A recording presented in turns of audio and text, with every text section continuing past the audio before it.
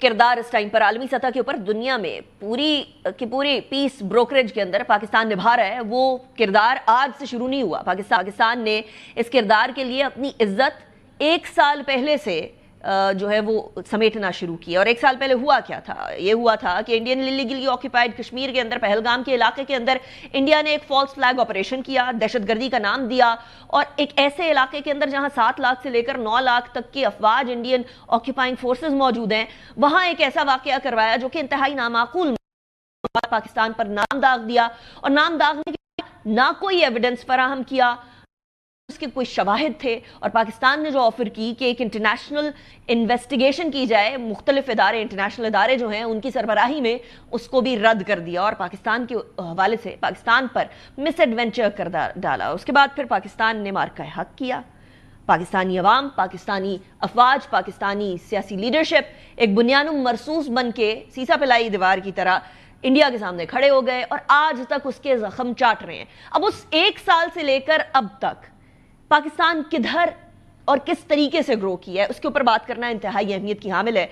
इसलिए क्योंकि 2 nuclear states के दरमियान ये फ्लैश पॉइंट एक न्यूक्लियर स्टेट यानी भारत की वजह से या उसकी गैर जिम्मेदाराना हरकतों की वजह से डेवलप होना, ये दुनिया के लिए एक बहुत अचंभे की बात भी थी। हमारे साथ इस मौजू पे बात करने के लिए ऑब्जेक्टिव या न्यूट्रल वॉइस है, ना तो पाकिस्तान का पर्सपेक्टिव, ना इंडिया का पर्सपेक्टिव, बल्कि बाहर का पर्सपेक्टिव, अमेरिका का पर्सपेक्टिव। लॉरी वाटकिंस हमारे साथ मौजूद हैं जो कि सीनियर तज्जिया कार हैं अमेरिका की, और उसके अलावा ओबामा टाइम के ऊपर उनकी फॉर्मर ओबामा पॉलिसी एडवाइजर रह चुकी हैं, पेंटागन ऑफिशियल रह चुकी हैं। Thank you very much Laurie for joining me in the programme. It's a pleasure having you in the show.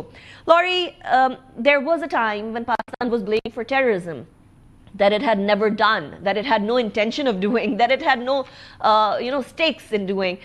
And then when evidence was asked for, India did not provide the evidence. So far it has been a year and India has still provided no evidence for that. India did not agree to an independent investigation under the umbrella of international organizations. So far it did not, even right now, has not accepted any such thing. The only thing that India had to give was blame and an unnecessary action against Pakistan, which of course Pakistan responded to, and responded very aptly, strongly, and in a way that echoed in the world. But then US had to jump in and broker a ceasefire between the 2 nuclear countries. And this nuclear flashpoint was a very dangerous situation. From that day onwards, from May 2025, where do you see Pakistan up till now to brokering a deal between US and Iran? Greetings to you and your viewers, and thank you for having me on the program. Yes, I think that is the correct way to look at it. If you look at May of 2025, objectively, the story isn't 2 sides of who hit what.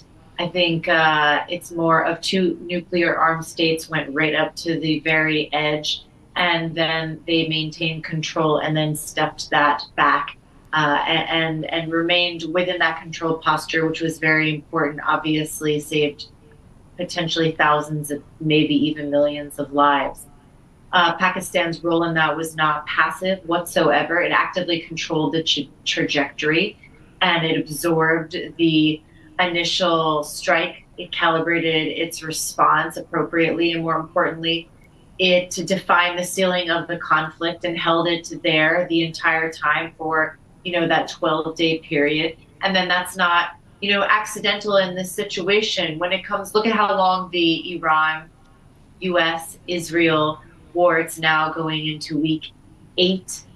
We're well past 60 days at this point. So in a nuclear environment, I think that's actually the highest form of strategic competence, is when you can maintain that level of measure. So Laurie, the biggest problem was that Pakistan had only one demand.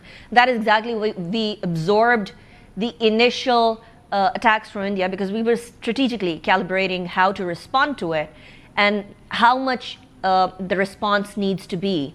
Because obviously when the escalation ladder, you climb up the escalation ladder, there's no coming back then until or unless there's a proper stop to it. So the demand that Pakistan put forth in front of India was that, okay, there has been a terrorism incident in your country. That is the lack of your own security and intelligence at a very, very highly secured area the area of Kashmir, Indian illegally occupied Kashmir, which has approximately 900,000 soldiers and officers of the Indian Armed Forces.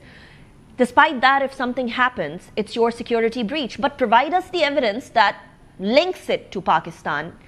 It has been a year now. We still have no evidence. What does that show us? This is where I think a lot of people misunderstood what happened exactly. That a ceasefire assumed that they were going to have this external compromise and external pressure that went upon them, and that's not what that actually looked like. Pakistan accepted the ceasefire from a position where it had already demonstrated its capability and achieved its immediate objective. So the decision to stop wasn't forced by any stretch of the imagination. It was chosen. And internationally, that matters a lot because it signals that this is a state that doesn't escalate for just for the sake of optics. In this case, it escalates with limits. And that builds trust. And especially with its major powers at a time when trust and honesty and whether or not you can trust your allies is at the highest level right now. That's where the bar is. Can people trust their allies? We're seeing that demonstrated every single day around the globe, especially in the Middle East. So is that why President Donald Trump and, of course, Iran both seem to be trusting Pakistan because of what it demonstrated a year ago?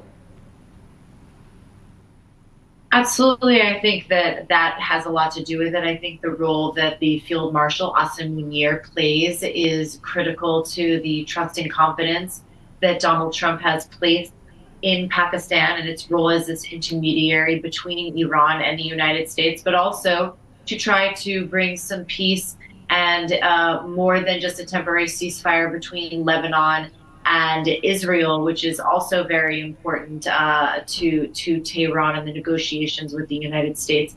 The Field Marshal's role is absolutely central in terms of doctrine more than personality. What came out of this crisis was a very clear approach. Absorb the initial pressure, respond with precision, define the limits and escalation, and then hold those limits.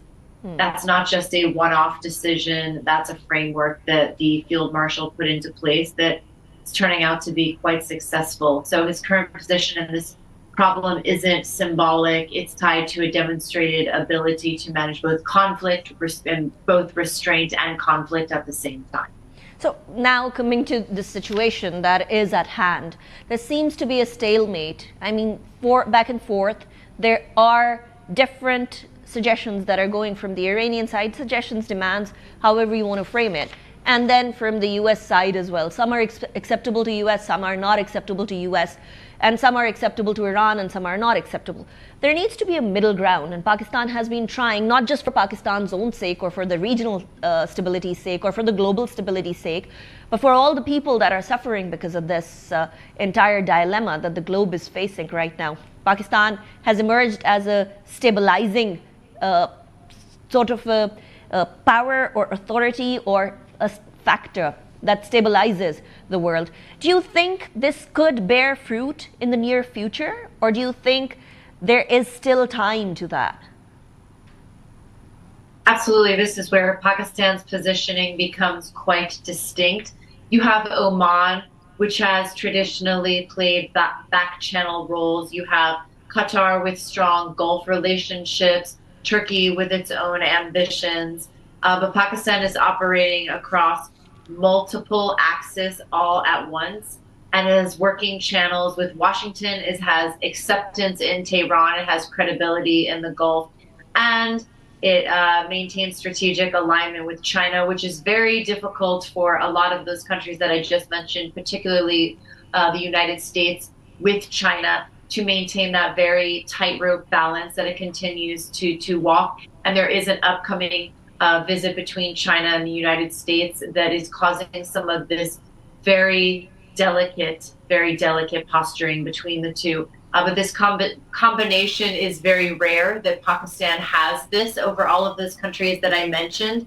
Most states have one or two of these vectors, but Pakistan currently has all of them at the same time, all three of them, and that's what really makes this role possible to continue to play this mediator. And I do believe that there will be Islamabad 2.0 talks in the near future. How quick do you see that? How near in the future or how far in the future could that be? I think that this crisis manager role that Pakistan is playing could lend itself to maybe a week to 2 weeks where we would see some kind of movement. Donald Trump really does need this to continue to move forward. He knows that the American public are not just going to turn a blind eye and think that the war is over, We're in very serious, difficult positions here in the United States economically, a period where conflicts escalate quickly and trust between partners can change very rapidly. So I hope that these talks resume in very short order. I think that Islamabad is the perfect place because it is where people feel safe, they feel comfortable, and culturally, I say that as well. Food, culture, safety, geographically located, the mediator being Pakistan who can host this, the terrain, the accessibility to get in and out of the country, and the security that the military of Pakistan provides, I think is really incredible and beats out a lot of other countries that have been talked about. So Laurie, shall we say that we'd be seeing you in Pakistan very soon again? Oh, I hope so. Please tell everybody. Well, you'd always be welcome. Pakistani hospitality is known worldwide. Thank you, Laurie, for joining me in the program.